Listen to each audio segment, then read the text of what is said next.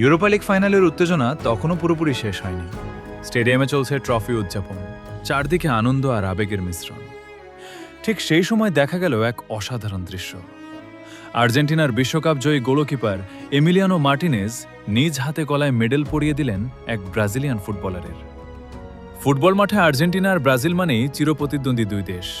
সমর্থকদের আবেগ, খেলোয়াড়দের লড়াই, সবকিছুতেই থাকে বাড়তি উত্তাপ।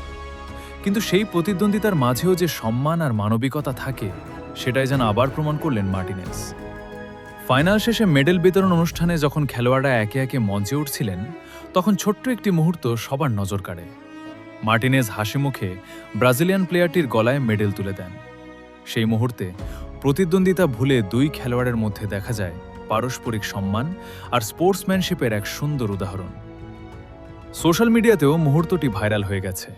অনেকেই বলছেন, ফুটবল শুধু প্রতিযোগিতা নয়, এটি সম্মান আর ভালোবাসারও খেলা। এমিলিয়ানো মার্টিনেজকে আমরা সাধারণত আগ্রাসী মানসিকতার একজন গোলকিপার হিসেবেই দেখি, কিন্তু মাঠের বাইরেও যে তিনি একজন বড় মনের মানুষ, সেটারই যেন আরেকটি প্রমাণ মিলল এই ঘটনায়। ফুটবলের সৌন্দর্য এখানেই। জার্সির রং আলাদা হতে পারে, দেশের পতাকা আলাদা হতে পারে, কিন্তু সম্মান আর মানবিকতা সবসময় সবার উপরে।